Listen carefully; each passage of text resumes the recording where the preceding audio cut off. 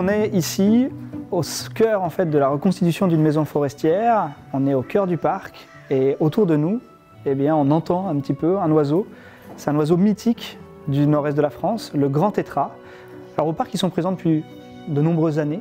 Ils étaient présents dans des volières de reproduction, des volières qui avaient des très bons résultats en termes de reproduction, mais en termes d'image, de perception, on sentait qu'il fallait les faire évoluer.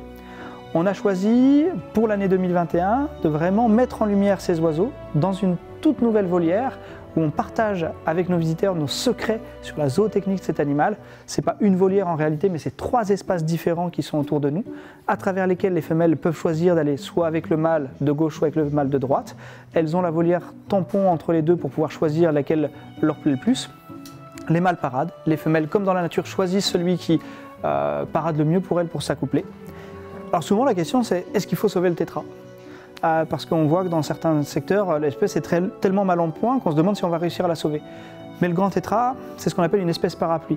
C'est-à-dire que quand on protège le grand tétras, non seulement on va protéger l'espèce, mais on va protéger son habitat. Et comme c'est une espèce qui est très difficile au niveau de l'habitat, eh bien, il y a plein d'autres espèces qui vont bénéficier des mesures de protection pour le tétras. Aujourd'hui, le grand tétras, c'est non seulement des protections d'habitat par sa présence, des fonds pour la conservation de cette espèce qui vont donc bénéficier à tout un cortège d'animaux, que ce soit la chouette de Tegmalm, la chouette chevêchette, que ce soit aussi la géninotte des bois, mais le pic noir par exemple. Et donc tous ces animaux qui sont inféodés aux vieilles forêts, et notamment les vieilles forêts vosgiennes qui sont vraiment un cheval de bataille actuellement pour protéger l'espèce, eh bien si on ne protège pas le tétras, si jamais on ne fait pas ce qu'il faut pour préserver cette espèce, eh bien toutes ces mesures risquent de disparaître et donc avoir des répercussions en chaîne aussi sur les autres espèces. Donc oui, il faut sauver le tétras. Et il ne faut pas sauver le tétras juste pour le tétras, mais aussi pour tout ce qu'il représente.